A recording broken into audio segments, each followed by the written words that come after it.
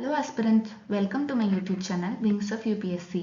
இந்த வீடியோல நம்ம மாடர்ன் இந்தியன் ஹிஸ்டரியோட ரிவிஷன் செஷன் பார்ட் 1 தான் பார்க்க போறோம்.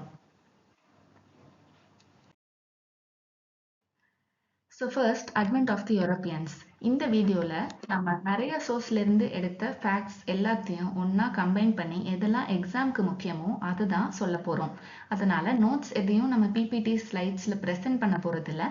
நான் சொல்றதை கேட்டு நீங்க தேவையான பாயிண்ட்ஸ் மட்டும் நோட்ஸா எடுத்து வச்சுக்கோங்க. ஸோ அட்வென்ட் ஆஃப் த யூரோப்பியன்ஸில் ஃபர்ஸ்ட் வர்றது போர்ச்சுகீஸ். அவங்க முக்கியமாக யூரோப்பியன்ஸ் ஏன் இந்தியாக்குள்ளே வராங்க அப்படிங்கிறதுக்கு ஒரு ஹிஸ்ட்ரி இருக்குது. அதை நம்ம ஃபஸ்ட்டு பார்க்கணும். அந்த காலத்துல, அதாவது யூரோப்பியன்ஸ் இங்க வர ஆரம்பிச்ச காலத்துல என்னென்ன நடந்தது யூரோப்ல அப்படின்னு பார்த்தா, கிட்டத்தட்ட 7th century வரைக்கும் ரொம்ப அதிகமா இருந்த ரோமன்ஸ் வந்து டிக்ளைன் ஆகுறாங்க. 7th centuryக்கு அப்புறமா அந்த இடத்த அரப்ஸ் வந்து டாமினேட் பண்ண ஆரம்பிக்கிறாங்க, முக்கியமா எஜிப்ட் அப்புறம் பெர்ஷியா ரீஜியன்ல. அதனால என்ன ஆகுது, யூரோப்பியன்ஸ் ஒரு வழியா இந்தியாவுக்கு வந்துட்டு இருந்தாங்க. அவங்க வந்துட்டு இருந்த அந்த ரூட் இருக்கும் இல்லையா, அந்த ரூட்டை டாமினேட் பண்ணி இப்போ அரப்ஸ் உள்ள வந்துட்டாங்க. அவங்க அங்க வந்ததுனால யூரோப்பியன்ஸ்க்கும் இந்தியாவுக்கும் நடுவுல இருந்த அந்த டைரக்டான ரூட் வந்து இப்போ அஃபெக்ட் ஆகுது. அப்போ டைரக்ட் கான்டாக்ட் வந்து இந்தியாவுக்கும் யூரோப்புக்கும் நடுவுல கம்மியாகுது. இதனால என்ன ஆகுது, யூரோப்பியன்ஸ்க்கு எப்பவுமே இந்தியாவுடைய ஸ்பைசஸ் அப்புறம் பட்டு இருக்கு இல்லையா, சில்க், கேலிகோ, இதெல்லாம் ரொம்ப முக்கியமா தேவைப்பட்டது. அந்த இதுக்கான டிமாண்டும் அதிகமா இருந்தது. இதெல்லாம் நம்ம ஓரியன்டல் கூட்ஸ் அப்படின்னு சொல்லுவோம். ஓரியன்டல் அப்படின்னா வெஸ்டர்ன் கண்ட்ரீஸ்க்கு ஈஸ்டர்ன் சைடு இருக்கிறது. இந்தியா மாதிரியான கண்ட்ரிஸ் வந்து நம்ம அவங்க ஓரியன்டல் அப்படின்னு சொல்லுவாங்க. அப்போ இந்த மாதிரியான முக்கியமான சில டிமாண்ட் இருக்கிற பொருட்கள் அங்க தேவைப்படுது. ஆனா அதை வாங்குறதுக்கு அரப்ஸோட டாமினேஷன் இருக்கறனால யூரோப்பியன்ஸால முடியல. அதனால என்ன பண்றாங்க, ஒரு டைரக்டான சீ ரூட் வேணும் அப்படின்னு சொல்லி அவங்க ட்ரை பண்றாங்க. இது just one of the reasons. இது மாதிரி நிறைய காரணங்கள் இருக்கு. முக்கியமா இன்னொரு ரீசன் நம்ம பார்க்கறது வந்து ரெனைசன்ஸ். ரெனைசன்ஸ்ல எக்கனாமிக் ப்ராக்ரஸ் வந்து அதிகமா இருக்கு. ஃபர்ஸ்ட் ரெனைசன்ஸ் அப்படின்னா அந்த காலத்துல மக்கள் நிறைய விஷயங்கள் புதுசா ட்ரை பண்ணி கத்துக்க ஆரம்பிச்சாங்க. நிறைய எக்ஸ்ப்ளோர் பண்ணணும், நிறைய நேவிகேட் பண்ணணும், ரிலிஜன் அப்புறம் அப்புறம் அங்க இருக்கிற அந்த லிமிடேஷன்ஸ் எல்லாத்தையும் தாண்டி இன்னும் நிறைய விஷயங்கள் கத்துக்கணும். சயின்ஸ் அண்ட் டெக்னாலஜி ரிலேட்டடா நிறைய இன்னோவேஷன்ஸ் இந்த மாதிரி நிறைய நடந்துகிட்டே இருக்கு. அதனால என்ன ஆகுது, எக்கனாமிக் ரிலேட்டடாகவும் ப்ராக்ரஸ் வந்து அதிகமாகுது. இதனால இன்னும் ஓரியன்டல் கூட்ஸ்க்கான டிமாண்ட் இன்னும் அதிகமாகுது. இப்போ இந்த மாதிரியான ஒரு பேக்ரவுண்ட்ல தான் யூரோப்பியன்ஸ் இந்தியாவுக்கு டைரக்டான சீ ரூட் வேணும் அப்படின்னு ட்ரை பண்றாங்க. இந்த டைம்ல தான் நார்த் யூரோப்ல இருக்கிற கண்ட்ரிஸ் எல்லாருமே போர்ச்சுகலுக்கு நாங்க ஹெல்ப் பண்றோம் அப்படின்னு சொன்னாங்க. ஏன்னா போர்ச்சுகல் கிட்ட தான் அந்த டைம்ல இந்த மாதிரியான ஒரு நேவிகேஷன் எக்ஸ்ப்ளோரேஷன் பண்றதுக்கான கெப்பாசிட்டி இருந்தது. ஏன் அப்படின்னா ஹென்றி அப்படின்னு அங்க ஒரு மன்னர் இருந்தாரு. அவரை வந்து நம்ம பேர் சொல்றதே நேவிகேட்டர் அப்படின்னு தான் சொன்னோம். அந்த அளவுக்கு அவங்க நேவிகேஷன்ல ரொம்ப இன்ட்ரெஸ்டடான ஒரு மன்னரா இருந்தாங்க. அதனால இப்போ நார்த் யூரோப்ல இருக்கவங்க அவங்களுக்கு பொருள் மூலமா உதவி செஞ்சு, ஜெனோவா அப்புறம் வெனைஸ்ல இருக்கவங்க அவங்களுக்கு டெக்னாலஜி மூலமாவும் உதவி செஞ்சு போர்ச்சுகீஸ் வந்து இந்த மாதிரி இப்போ எக்ஸ்ப்ளோரேஷனுக்கு ரெடி ஆகுறாங்க. இது இல்லாம இன்னொரு காரணமும் இருக்கு. 1453ல கான்ஸ்டான்டினோப்பிள் ஆட்டோமன் டர்க்ஸால ஆக்குபை பண்ணப்படுது. அதனால என்ன ஆகுது, ஆட்டோமன் டர்க்ஸ் அப்படிங்கிறவங்க முஸ்லிம்ஸ், யூரோப்பியன்ஸ் வந்து கிறிஸ்டியன்ஸ். ஸோ கிறிஸ்டியன்ஸ்க்கும் முஸ்லிம்ஸ்க்கும் ஒரு கோல்டு வார் ஆர் டைரக்ட் கான்ஃப்ளிக்டே ஆக்சுவலாக வருது. அதனால என்ன பண்றாங்க, போர்ச்சுகீஸ் அவங்கள பொறுத்த வரைக்கும் கிறிஸ்டியானிட்டியை ஸ்ப்ரெட் பண்ணணும் அப்படின்னு சொல்லியும் ட்ரை பண்றாங்க. அப்புறம் இந்த மாதிரியான நிறைய ரீசன்ஸ்னால ஃபர்ஸ்ட் ஆஃப் ஆல் ட்ரேடு, அப்புறம் ரிலிஜியன், அப்புறம் எக்கனாமிக் ப்ராக்ரஸ், டிமாண்ட் அதிகமா இருக்கு. இந்த மாதிரி நிறைய ரீசன்ஸ்னால போர்ச்சுகீஸ் வந்து இந்தியாவுக்கு வரணும் அப்படின்னு இப்போ ட்ரை பண்றாங்க. அந்த மாதிரி சூழ்நிலையில தான் 1487ல பார்த்தோலோமியோ டயஸ் அப்படிங்கிற ஒரு போர்ச்சுகீஸ் நபர் கேப் ஆஃப் குட் ஹோப் கிட்ட வராங்க. இந்த கேப் ஆஃப் குட் ஹோப் அப்படிங்கிறது யூரோப்போட டிப்ல வந்து நம்ம பார்க்க முடியும். நீங்க மேப் எடுத்து பார்த்தீங்கன்னா யூரோப்போட டிப்ல இருக்கும். அவர் வந்துட்டு போறதுக்கு முன்னாடி அதை கேப் ஆஃப் பேட் ஹோப் அப்படின்னு சொல்லிட்டு இருந்தாங்க. ஏன்னா மக்கள் நீங்க அந்த ஜியாகிரபி ரிலேட்டடா மேப் எல்லாம் பார்த்தீங்கன்னா தெரியும், யூரோப்பை தாண்டணும்னா நம்ம ஈக்குவேட்டரை தாண்டி வரணும். ஸோ அந்த டிராபிக்கல் ரீஜன்ஸும் நம்ம தாண்டி தான் வந்தாகணும். அந்த இடத்துல என்ன இருக்கும், டிராபிக்கல் சைக்ளோன்ஸ், ப்ரெஷர், அப்புறம் வெதர், கிளைமேட் இதெல்லாமே ரொம்ப அட்வர்ஸா இருக்கும் கொஞ்சம்.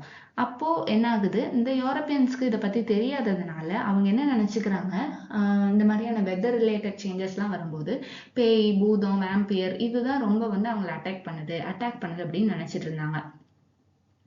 அதனாலதான் கேப் ஆஃப் பேட் ஹோப்புக்கு போக முடியாம அந்த இடத்தையே வந்து அவங்க பேட் ஹோப் அப்படின்னு சொல்லி பேர் வச்சாங்க. ஆனா பார்த்தோலோமியோ டயஸ் என்ன பண்ணுவாரு, அந்த கோஸ்டல் ரீஜனை ஒட்டியே அவர் வந்துருவாரு அந்த இடத்துக்கு. அதனால அவருக்கு பெருசா லைக் சயின்டிபிக்கா ஆராய்ச்சி பண்ணி கரெக்டா வந்ததுனால அவரால் அந்த இடத்தை ரீச் பண்ண முடியும். அவர் அங்க வந்ததுக்கு அப்புறம் தான் தெரிஞ்சது, இந்த மாதிரி வேம்பயர் வரும், பூதம் வரும், பேய் வரும், அது வந்து கப்பல்லாம் கவுத்து விட்டுரும் அப்படிங்கறதெல்லாம் சுத்த போய் அங்க வந்து நம்மளால ரீச் பண்ண முடியும் அப்படின்னு சொல்லி அந்த மக்களுக்கு புரிய ஆரம்பிக்குது. இது வந்து அங்க இருக்கிற அந்த யூரோப்பியன் மக்களுக்கு ஒரு நல்ல ஹோப் கொடுக்குது. இதனாலதான் அந்த ஏரியாவுக்கு பேர் கேப் ஆஃப் குட் ஹோப் அப்படின்னு சொல்லி பேர் வைக்கிறாங்க. இப்போ பார்த்தோலோமியோ டயஸ் 1487ல கேப் ஆஃப் குட் ஹோப் வரைக்கும் வந்துட்டாங்க. இந்த இதுல இருந்து இந்தியாவுக்கு எப்படி வரணும் அப்படிங்கறது அங்க யாருக்குமே தெரியல. இந்த ஒரு பேக்ரவுண்ட்ல தான் ட்ரீட்டி ஆஃப் டார்டெசில்லாஸ் அப்படின்னு ஒன்று சைன் பண்றாங்க 1497ல. இது நான் கிறிஸ்டியன் வேர்ல்ட ரெண்டா பிரிக்கிறாங்க, அதாவது ஒன்னு ஈஸ்ட், இன்னொன்னு வெஸ்ட். ஸோ போர்ச்சுகீஸ் வந்து ஈஸ்டர்ன் சைட் போவாங்க, ஸ்பெயின் வந்து வெஸ்டர்ன் சைட் போய் எக்ஸ்ப்ளோர் பண்ணுவாங்க. இதுதான் அவங்களுக்குள்ள இருக்கிற ஒரு உடன்படிக்கை, ட்ரீட்டி ஆஃப் டார்டெசில்லாஸ். அதன்படி 1497ல வாஸ்கோ ட காமா அங்கிருந்து கிளம்பி 1498ல இந்தியாவோட கோழிக்கோடு அதாவது கேலிக்கட்க்கு வந்து ரீச் ஆகுறாங்க. கிட்டத்தட்ட 11 months டிராவல் பண்ணி அவர் அந்த இடத்துக்கு வந்திருக்காரு. இப்போ வாஸ்கோ ட காமா வரும்போது அவர் யாரை பாக்குறாங்கன்னா சமுத்ரி அதாவது ஜமோரின் அப்படிங்கிற ஒரு மன்னரை பாக்குறாங்க. அவங்களுக்கு நடுவுல ஆரம்பத்துல ஒரு நல்ல உறவு முறை வருது. ஏன்னா வெளிநாட்டுல இருந்து ஒருத்தர் வந்திருக்காங்க, ட்ரேடுக்காக வந்திருக்காங்க. கேலிக்கட் அப்படிங்கிற ரீஜியனும் அதிகமா ட்ரேடை நம்பி இருக்கிற ஒரு ரீஜியன். அராப்ஸோட ட்ரேட் வந்து அவங்களுக்கு நல்ல ப்ராஃபிட்டா கொடுத்துட்டு இருக்கு. அப்ப இன்னொரு காம்படிட்டர் வராங்க, இன்னொருத்தர் ட்ரேடுக்காக வராங்கன்னா கண்டிப்பா அவங்க அதை வெல்கம் தான் பண்ணுவாங்க. ஜமோரினும் அதை தான் பண்றாரு. இந்த ஆப்பர்ச்சுனிட்டியை பயன்படுத்திக்கிற வாஸ்கோ ட காமா என்ன பண்றாரு, அவருடைய இருக்கிற கொஞ்சம் காசை வச்சு நிறைய இந்தியன் கூட்ஸை வந்து வாங்கிட்டு அதை கொண்டு போய் யூரோப்ல விற்கிறாங்க.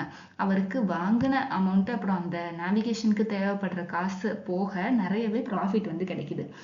இதனால மற்ற அப்புறம் போர்ச்சுகலை தாண்டி மற்ற நாட்டு மக்களும் இந்த மாதிரி இந்தியாவுக்கு போகணும் அப்படின்ற ஒரு ஆர்வம் வருது அவங்களுக்கு.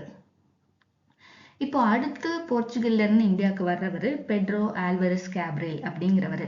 இவர் என்ன பண்றாருன்னா, இவர் வந்து கேலிக்கட்ல அதாவது கோழிக்கோடுல 1500 அந்த இயர்ல ஒரு ஃபேக்டரியை வந்து எஸ்டாப்ளிஷ் பண்றாங்க.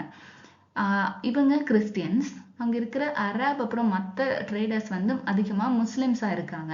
ஸோ கிறிஸ்டியன்ஸ்க்கும் முஸ்லிம்ஸ்க்கும் அங்க வந்து ஒரு சண்டை வருது. இதனால என்ன ஆகுது, பெட்ரோ ஆல்வரஸ் கேப்ரியல் எஸ்டாப்ளிஷ் பண்ண அந்த கேலிக்கட் ஃபேக்டரியை அட்டாக் பண்றாங்க. இவங்களும் பதிலுக்கு அட்டாக் பண்றாங்க. இந்த மாதிரி நிறைய ஒரு பெரிய சண்டே அந்த இடத்துல வருது. போர்ச்சுகல் மக்கள் வந்து அரப்ஸை நிறைய பேர்த்த கொன்னுடுறாங்க. அவங்களோட ஷிப்பு அப்புறம் மற்ற பொருட்கள் எல்லாத்தையும் கான்ஃபிஸ்கேட் பண்றாங்க. அப்புறம் ஷிப்ஸை எரிக்கவும் செய்யறாங்க. அதுக்கப்புறம் இந்த சண்டைனால கிட்டத்தட்ட கேலிக்கட்டே ரொம்ப பயங்கரமா அஃபெக்ட் ஆச்சு அப்படிங்கிற மாதிரிதான் ஹிஸ்டரியில நிறைய சோர்சஸ் சொல்றாங்க. சரி, இப்படியே போயிட்டு இருந்தா நம்மளால வர்த்தகத்தை ஒழுங்கா பண்ண முடியாது அப்படின்னு சொல்லிட்டு இந்த பெட்ரோ ஆல்வரஸ் கேப்ரியல் இருக்கார் இல்லையா, அவரு கோழிக்கோடுடைய லோக்கல் ரூலர்ஸ் அப்புறம் கண்ணனூருடைய லோக்கல் ரூலர்ஸ் கூட ஒரு நல்ல ட்ரீட்டியை வந்து சைன் பண்றாங்க.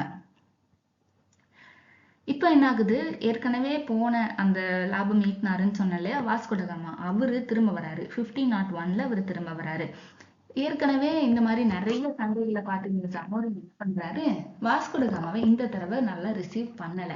அது பத்தாததுக்கு வாஸ்கோ ட காமா என்ன ஒரு வேண்டுதல் வைப்பாங்கன்னா, நீங்க அரப்ஸை உங்க ட்ரேட்ல இருந்து எலிமினேட் பண்ணணும், எக்ஸ்க்ளூட் பண்ணணும், எங்களுக்கு மட்டும்தான் எல்லா சலுகைகளும் கொடுக்கணும் அப்படின்னு சொல்லி வாஸ்கோ ட காமா கேட்பாரு. முடியாது அப்படின்னு சொல்லி ஜமோரினும் மறுத்துருவாங்க. ஏன்னா ஒரு நாட்டோட மன்னர் பொறுத்த வரைக்கும் ட்ரேட் வந்து அவங்களுக்கு ஒரு ப்ராஃபிட் கொடுக்குதுன்னா எல்லா காம்படிட்டர்ஸையும் அவங்க ஒரே மாதிரிதான் பார்ப்பாங்க. அவங்களுக்கு வர ப்ராஃபிட்டை தான் பார்ப்பாங்களே தவிர்த்து இந்த மாதிரி வாஸ்கோ ட காமாவுடைய ரெக்வஸ்ட்டை வந்து அவங்க ஏத்துக்க தயாரா இல்லை. இதனால என்ன ஆகுது, வாஸ்கோ ட காமாக்கும் ஜமோரினுக்கும் நடுவுல நிறைய பிரச்சனைகள் வர ஆரம்பிக்குது. வாஸ்கோ ட காமா கொஞ்சம் கொஞ்சமா எஃபர்ட் எல்லாம் போட்டு 3 இடத்துல ஃபார்ட்டிஃபை பண்றாங்க. ஏன்னா ஏற்கனவே நிறைய த்ரெட்ஸ் இருக்கு. அதனால அந்த இடத்த சுத்தி கோட்டையை கட்டணும் அப்படின்னு சொல்லி இவர் கோட்டையும் கட்டுறாரு. எந்தெந்த 3 இடம்னா சி கியூப் அப்படின்னு ஞாபகம் வச்சுக்கலாம். ஒன்று கேலிக்கட், கண்ணனூர், கொச்சின். கொச்சின், கேலிக்கட், கண்ணனூர் இந்த 3 இடத்துல ஃபேக்டரிக்கு ஃபோர்ட்டிஃபை பண்றாங்க. நெக்ஸ்ட் வந்து பிரான்சிஸ்கோ டி ஆல்மிடா. அவர் என்ன பண்றாருன்னா, ஃபர்ஸ்ட் இந்த பிரான்சிஸ்கோ டி ஆல்மிடாங்கிறவரு அரசரால இந்தியாவுக்கு 1505 வருஷத்துல நியமிக்கப்பட்ட ஒரு கவர்னர் தான் இந்த ஆல்மிடா. இவர் எதுக்கு ஃபர்ஸ்ட் இந்த மாதிரி கவர்னரை அனுப்பியிருக்காங்க அப்படின்னா, ஏன்னா அந்த காலத்துல என்ன நம்பினாங்கன்னா, இந்தியன் ஓஷன் யாரோட கட்டுப்பாட்டுல இருக்கோ அவங்கதான் உலகத்தை கண்ட்ரோல் பண்ணுவாங்க அப்படிங்கறது அவங்களுடைய நம்பிக்கை. அதனால இந்தியன் ஓஷன் கிட்ட ஓப்பன் ஆகிற போர்ட்ஸ், துறைமுகம் எல்லாத்தையுமே போர்ச்சுகீஸோட கண்ட்ரோல்ல கொண்டு வரணும் அப்படிங்கிறது தான் அவங்களுடைய நோக்கமா இருந்தது. இதனால ஆல்மிடாவோட வேலையே என்ன அப்படின்னா, ஏடன், ஆர்மோஸ், மலக்கா இந்த 3 போர்ட் துறைமுகங்களுமே இந்தியன் ஓஷனோட கோஸ்டல் ஏரியால இருக்கும். இந்த துறைமுகங்கள் எல்லாத்தையும் கைப்பற்றணும் அப்படிங்கறதா இந்த ஆல்மிடாவுடைய ஒரு உள்நோக்கமா இருந்தது. இது உலக அளவுல, அதாவது இந்தியன் ஓஷன் அந்த ரீஜியன் அளவுல. இப்போ இந்தியா அளவுல பார்க்கும்போது போர்ச்சுகீஸோடைய பவரை இந்தியால கன்சாலிடேட் பண்ணணும் அப்படிங்கறதா இவருடைய உள்நோக்கமாவும் இருக்கு. அது இல்லாம அஞ்சதீவா, கொச்சின், கண்ணனூர், கில்வா இந்த இடத்துல நல்ல ஒரு பாதுகாப்பு அரண், கோட்டைகள் எல்லாத்தையும் கட்டணும் அப்படின்னு சொல்லி இவர் ட்ரை பண்றாரு. ஆனா இவருக்கும் சில பிரச்சனைகள் இருக்கு. ஃபர்ஸ்ட் வந்து ஜமோரின் வாஸ்கோ ட காமாக்கே நம்ம பார்த்தோம், அவரே ஒத்துக்கல. அதனால இந்த பிரான்சிஸ்கோ டி ஆல்மிடாக்கும் இவருக்கும் கூட பிரச்சனை வருது. அது இல்லாம இன்னொரு புது பிரச்சனை என்னன்னா, நம்ம பார்த்திருந்தோம் வெனைஸ் அப்புறம் ஜெனீவா அந்த நாடும் சேர்ந்துதான் ஃபர்ஸ்ட் போர்ச்சுகீஸ்க்கு ஹெல்ப் பண்ணி இந்த மாதிரி நீங்க போயிட்டு வாங்க அப்படின்னு அனுப்பி வச்சாங்க. ஆனா போர்ச்சுகீஸ்க்கு இப்ப நல்ல லாபம் கிடைக்கிறது இந்த 2 நாட்டுக்கும் பிடிக்கல. அதுல முக்கியமா வெனைஸ் வந்து மர்ச்சன்ட்ஸ் ரொம்ப அதிகமா இருக்கிற ஒரு நாடு. ஆனா ரொம்ப குட்டி நாடு. அவங்களால ஒரு பெரிய படையெல்லாம் திரட்டிட்டு போய் சண்டை போட்டு ட்ரேட் எல்லாம் அவங்களால கைப்பற்ற முடியாது. அதனாலதான் போர்ச்சுகீஸ்க்கு ஹெல்ப் பண்ணுவோம், அவங்க இன்டர்ன் நமக்கு கொஞ்சம் ப்ராஃபிட் கிடைக்கும் கொடுப்பாங்க அப்படிங்கிற நம்பிக்கையில போர்ச்சுகீஸ்க்கு ஹெல்ப் பண்ணியிருப்பாங்க. ஆனா போர்ச்சுகீஸ் அவங்களுக்கே ஒரு காம்படிட்டரா வரும்போது அவங்க என்ன பண்றாங்க, எஜிப்டோடைய மாம்லுக்ஸோட சேர்ந்து குஜராத்ல இருக்கிற சுல்தான்ஸோடையும் சேர்ந்து போர்ச்சுகீஸ்க்கு எதிராக அவங்க திரும்ப ஆரம்பிக்கிறாங்க. 1507ல போர்ச்சுகீஸ் அவங்களுக்கும் இந்த குஜராத் நேவி அப்புறம் எஜிப்ட் நேவி சேர்ந்து, அதாவது ஒரு பக்கம் போர்ச்சுகீஸ் இருக்காங்க, இன்னொரு பக்கம் குஜராத் நேவியும் எஜிப்டோட நேவியும் இருக்காங்க. இவங்க 2 பேருக்கும் சண்டை வருது. இந்த சண்டையில போர்ச்சுகீஸ் லூஸ் பண்ணிடுறாங்க, அவங்க தோத்துறாங்க. இதுல என்ன ஆகுதுன்னா, ஆல்மிடாவுடைய மகன் அவர் வந்து கொல்லப்படுறாரு. 1508ல அதே மாதிரி ஒரு போர் திரும்ப வருது. அந்த நேரத்துல போர்ச்சுகீஸ் வந்து ஜெயிச்சிடுறாங்க.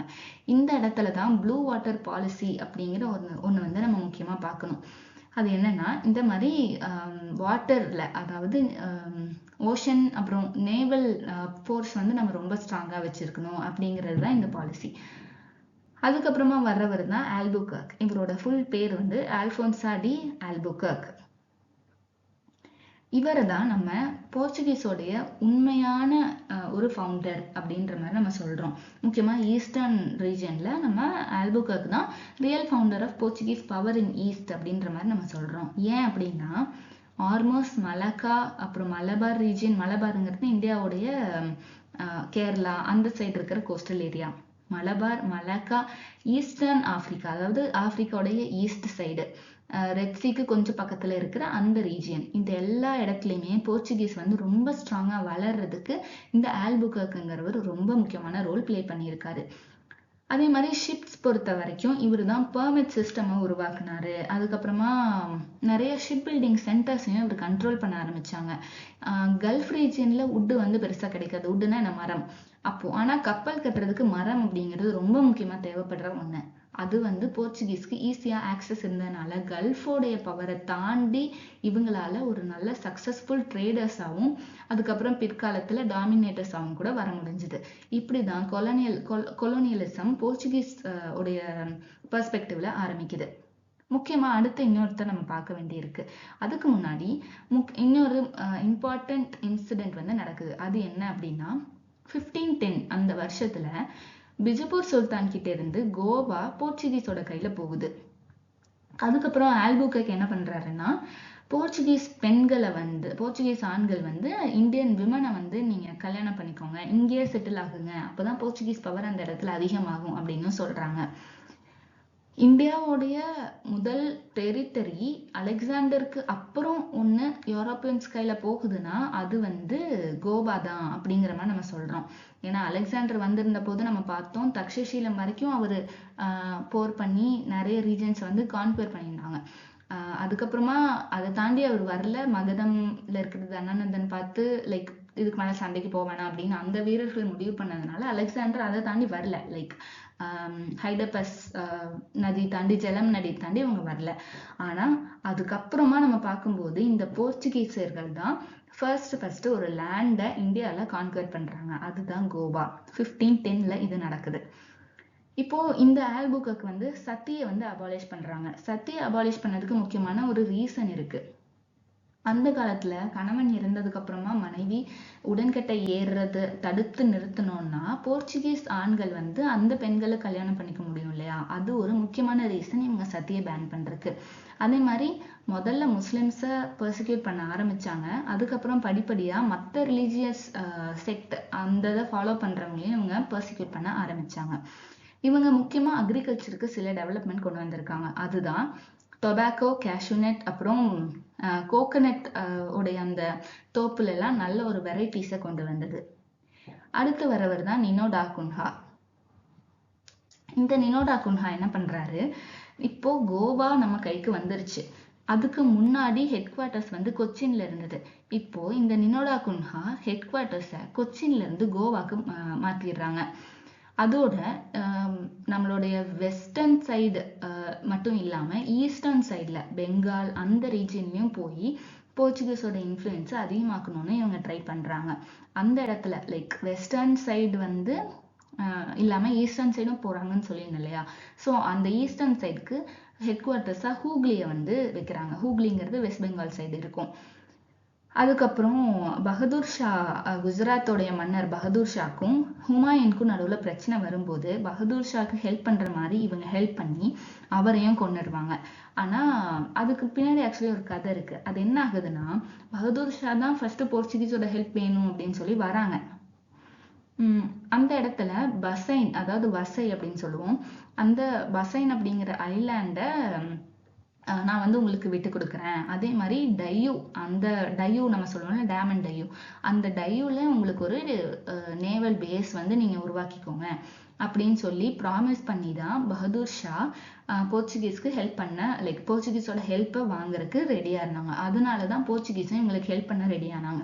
ஆனா பகதூர் ஷாக்கும் ஹுமாயூனுக்கும் நடுவுல இருந்த பிரச்சனை தீர்ந்ததுக்கு அப்புறமா பகதூர் ஷா வந்து அவரோட கேரக்டரே மாற ஆரம்பிச்சது. லைக் போர்ச்சுகீஸ்க்கு அவர் சொன்ன ப்ராமிஸ் எல்லாத்தையும் எதுக்கு ஃபாலோ பண்ணும் அப்படிங்கிற மாதிரி ஒரு ஆட்டிடியூட் வந்து அவர்கிட்ட சேஞ்ச் ஆக ஆரம்பிச்சது. இதனால என்ன பண்ணாங்க, போர்ச்சுகீஸ் வந்து அவரை கூப்பிடுற மாதிரி கூப்பிட்டு கில் பண்ணிடுவாங்க.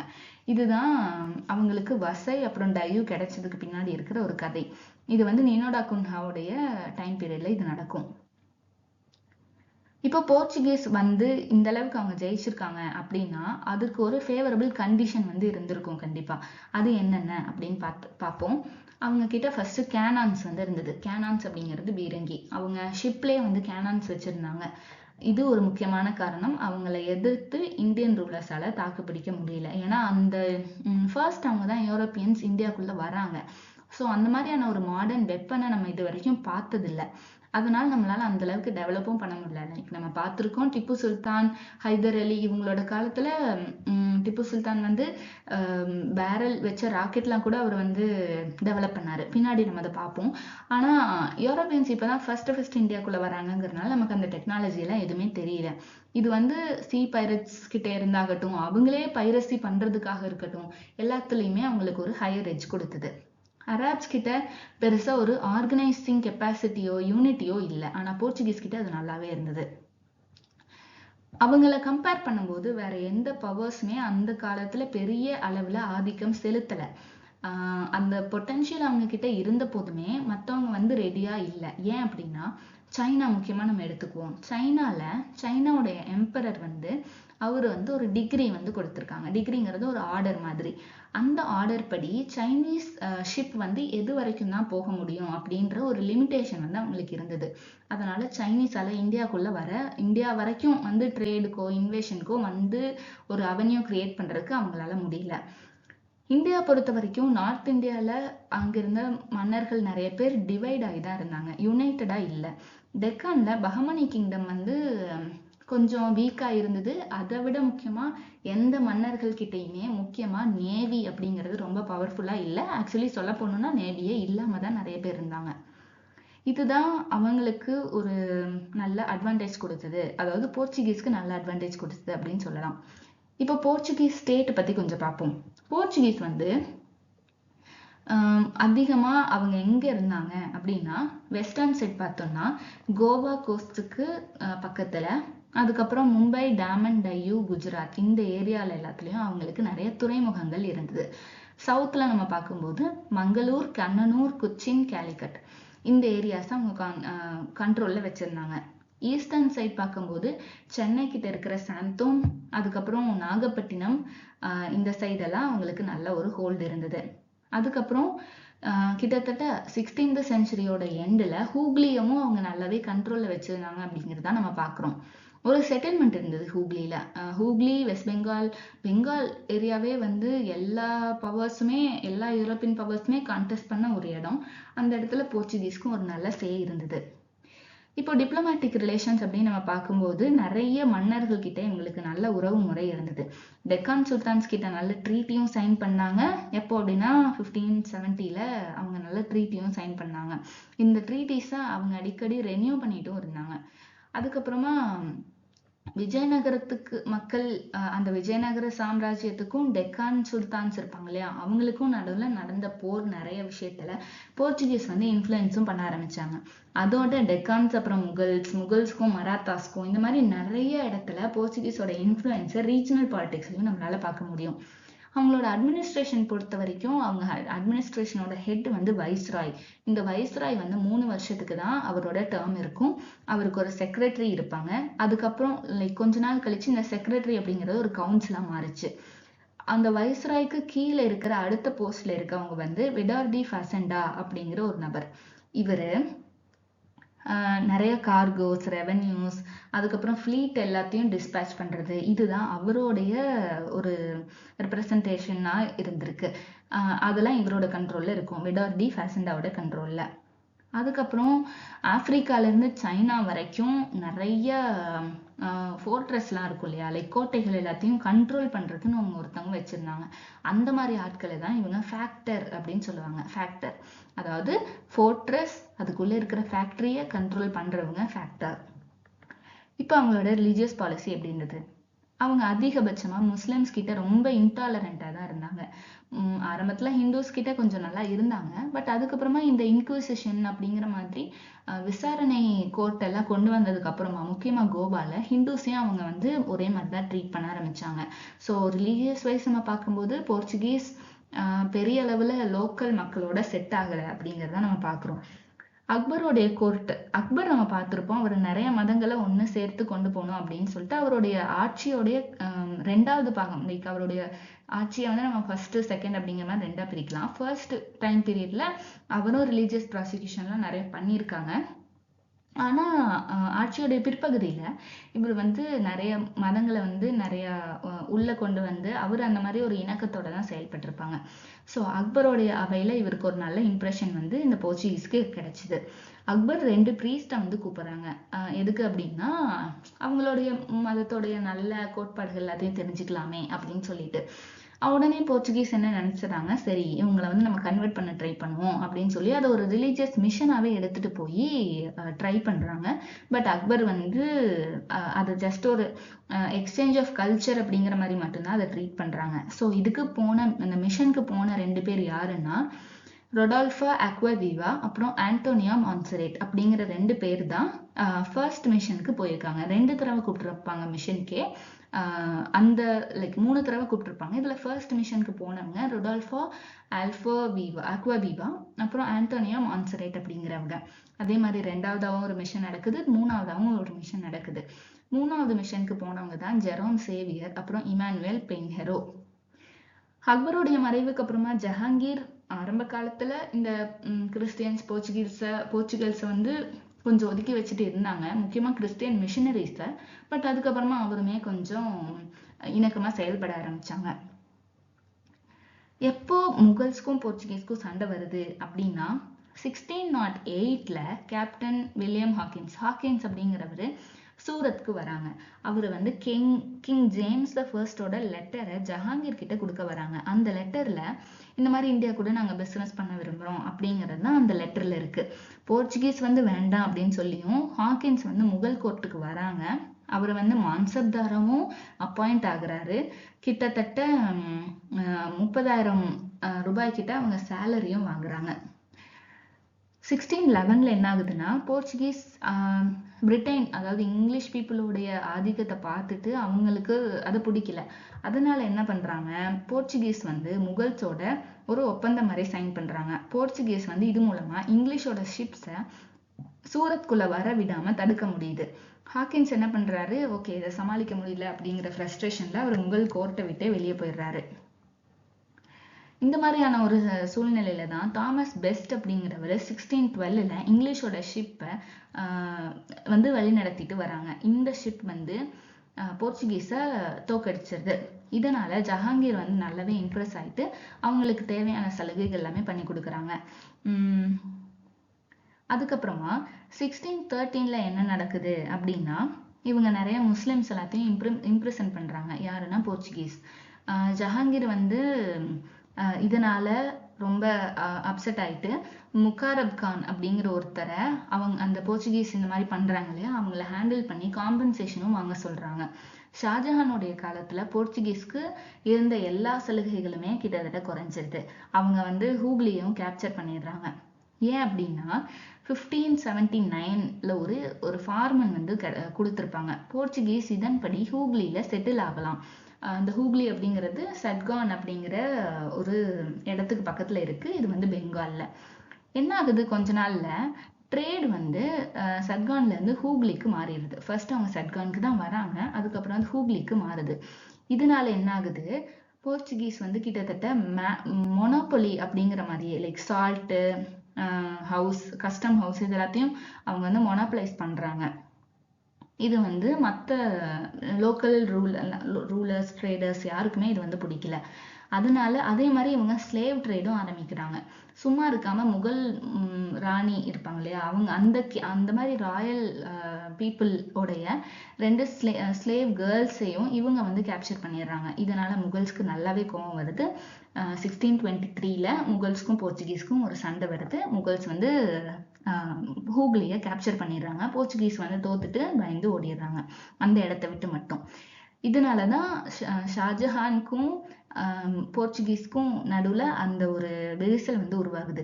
இந்த ரெண்டு ஸ்லேவ் கேர்ள்ஸ் அவங்க கிட்னாப் பண்ணாங்கன்னு சொன்னேன் இல்லையா, அது வந்து ஆக்சுவலி மும்தாஜ் மஹாலோடைய ஸ்லேவ் கேர்ள்ஸ். ஸோ ராணியோடைய ஸ்லேவ் கேர்ள்ஸே அவங்க தூக்குனாங்க அப்படின்னா கண்டிப்பா அந்த அரசருக்கும் இவங்களுக்கும் கண்டிப்பா சண்டை வரும். அதுதான் இங்க நடந்திருக்கு. இப்போ போர்ச்சுகீஸ் எப்படி டிக்ளைன் ஆகுறாங்க அப்படிங்கிறத பார்ப்போம். டிக்ளைன் ஆஃப் போர்ச்சுகீஸ் வந்து 18th செஞ்சுரியில நடக்குது. அதுக்கான சில காரணிகள் என்ன, ரொம்ப பவர்ஃபுல்லான டைனாஸ்டிஸ் எஜிப்ட், பர்ஷியா, அப்புறம் நார்த் இந்தியால உருவாகுது. அதனால மராத்தாஸ் வந்து முக்கியமான ஒரு இந்த பவர்ஃபுல்லான ரூலர்ஸ்ல இந்த மராத்தாஸ் வந்து முக்கியமான ஒரு ஃபோர்ஸா இருக்காங்க. இவங்க என்ன பண்றாங்க, சல்சேட் அப்புறம் பசைனை 1739ல கேப்சர் பண்றாங்க. நம்ம முன்னாடியே பார்த்தோம் பசைன் அப்புறம் டையோ வந்து நினோடா குன்ஹா எப்படி கேப்சர் பண்ணாங்க அப்படின்னு சொல்லிட்டு. ஸோ அந்த இடத்த இப்போ மராத்தியர்கள் வந்து 1739ல திரும்ப கேப்சர் பண்ணிடுறாங்க. இதனால போர்ச்சுகீஸோடைய டவுன்ஃபால் வந்து ஸ்டார்ட் ஆகுது. அதுக்கப்புறம் அவங்களுடைய ரிலீஜியஸ் பாலிசிஸ், அப்புறம் கிறிஸ்டியன் மிஷனரிஸ், இதெல்லாமே முஸ்லிம்ஸ்க்கும் ஹிந்துஸ்க்கும் எதிராக இருக்கிறதுனால அங்க இருக்கிற மக்கள் மத்தியிலே ஒரு பொலிட்டிக்கல் ரீதியான ஃபியரே உருவாகுது. அதுக்கப்புறம் அவங்க நிறைய கடற்கொள்ளையில ஈடுபட்டாங்க. இதனால லோக்கல் ட்ரேடர்ஸ் ரொம்பவே அஃபெக்ட் ஆனாங்க. முக்கியமா இன்னொன்னு, பிரேசில் வந்து கண்டுபிடிச்சாங்க. சவுத் அமெரிக்கால பிரேசில் கண்டுபிடிச்சதுக்கு அப்புறமா போர்ச்சுகலோட மேப் நீங்க பாத்தீங்கன்னா, இந்தியாவுக்கு அவங்க வர்றதை விட பிரேசிலுக்கு அவங்க போறது தான் அவங்களுக்கு வந்து ப்ராஃபிட்டபிள். ஏன்னா டைமு, அதுக்கப்புறம் அதுக்கு தேவைப்படுற ஆப்ரேஷனல் எக்ஸ்பென்சஸ், ரிசோர்சஸ் எல்லாமே கம்மி. ஏன்னா இடம் வந்து பக்கத்துல இருக்கும். பட் கிட்டத்தட்ட ரெண்டுமே ஒரே மாதிரியான தட்பவெப்ப நிலையிலேயே அமைஞ்சிருக்கிறதுனால இந்தியாவில் என்னென்னலாம் அவங்களுக்கு கிடைக்குமோ அதெல்லாம் பிரேசிலோடைய தட்பவெப்ப நிலையிலேயே அவங்களால வளர்த்துக்க முடியும். இதனால அவங்க பிரேசில் நோக்கி தான் ரொம்ப இன்ட்ரெஸ்ட் வந்து காமிக்க ஆரம்பிச்சாங்க. போர்ச்சுகல் வந்து அதுக்கப்புறம் ஸ்பெயினோட ஒன்று சேர்ந்ததுனால, எப்போனா 1581ல அந்த மாதிரி அவங்க சேர்ந்ததுனால இங்கிலாந்து கூடயும் ஹோலாந்து கூடயும் அவங்களுக்கு போர் வந்து ஏற்படுது. போர் அப்படிங்கிறது நம்ம கான்ஃபிளிக்ட் அப்புறம் போர் ரெண்டுமே வச்சுக்கலாம். இதனால போர்ச்சுகீஸ் நல்லாவே அஃபெக்ட் ஆகுறாங்க. அதுக்கப்புறம் ஃபர்ஸ்ட் வந்து போர்ச்சுகீஸ்க்கு மட்டுமே தெரிஞ்சிட்டு இருந்த அந்த ரகசிய வழி அப்படிங்கிறது இப்போ நிறைய யூரோப்பியன்ஸ்க்கும் தெரிய ஆரம்பிக்குது. கோவா வந்து ஒரு காலத்துல ரொம்ப முக்கியமான ஒரு இடமா இருந்தது. பட் விஜயநகர சாம்ராஜ்யம் வந்து அந்த தாலிகோட்டை போருக்கு அப்புறம் நல்லாவே வீக் ஆனதுக்கு அப்புறமா கோவாவோட இம்பார்ட்டன்ஸும் நல்லாவே கம்மியாயிடுச்சு. இப்போ போர்ச்சுகீஸ் வந்திருக்காங்க. அவங்க ஏன் அவங்கள வந்து நம்ம ரொம்ப முக்கியமா படிக்கணும், அவங்க வந்து இந்தியாவுக்கு அவங்களோட சிக்னிஃபிகன்ஸ் என்ன அப்படின்னு நம்ம பார்த்தோம்னா, யூரோப்பியன் எரா வந்து இந்தியால உருவானதுக்கான ஒரு முக்கியமான அடித்தளமிட்டதே போர்ச்சுகீஸ் தான். அதுக்கப்புறமா நேவல் பவர்னா என்ன அப்படிங்கிறத இந்தியன் ரூலர்ஸ்க்கு காட்டிட்டு போனதும் ஃபர்ஸ்ட் போர்ச்சுகீஸ் தான். அதுக்கப்புறமா தான் மற்ற நிறைய ரூலர்ஸ் வந்து ஸ்டார்ட் பண்ணாங்க. நம்ம லோக்கல் ரூலர்ஸ் நிறைய பேர் அவங்களுடைய நிறைய டெக்னாலஜியை வந்து திரும்ப இமிடேட் பண்ணாங்க.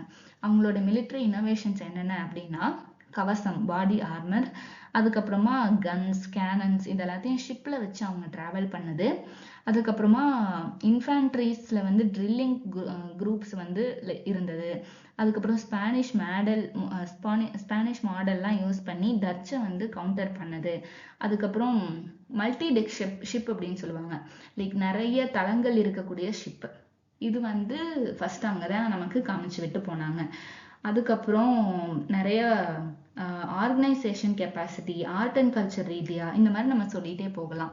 ஸோ இதுதான் போர்ச்சுகீஸ் இந்தியாவுக்கு கொடுத்த முக்கியமான சில சிக்னிஃபிகண்ட் கான்ட்ரிபியூஷன்ஸ். அவங்க எப்படி வந்தாங்க, எப்படி ஒரு காலத்துல பீக்ல இருந்தாங்க, அதுக்கப்புறம் எப்படி வீழ்ந்தாங்க, எல்லாமே நம்ம பார்த்துருக்கோம். அடுத்த வீடியோல நம்ம டச், இங்கிலீஷ், டேன்ஸ், பிரெஞ்சு இந்த மாதிரி மற்ற பவர்ஸ் பத்தியும் பார்க்கலாம்.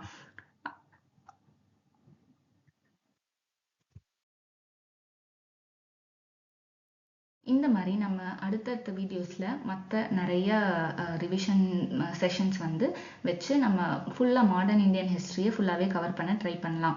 இந்த வீடியோ உங்களுக்கு பிடிச்சிருந்ததுன்னா லைக் பண்ணுங்க, ஷேர் பண்ணுங்க, கமெண்ட் பண்ணுங்க, சப்ஸ்கிரைப் பண்ணுங்க. கூடவே பக்கத்துல இருக்கிற பெல் ஐக்கனையும் கிளிக் பண்ணிக்கோங்க. டெலிகிராம் அப்புறம் வாட்ஸ்அப் சேனலையும் ஆட் ஆயிக்கோங்க. தேங்க்யூ. Happy learning.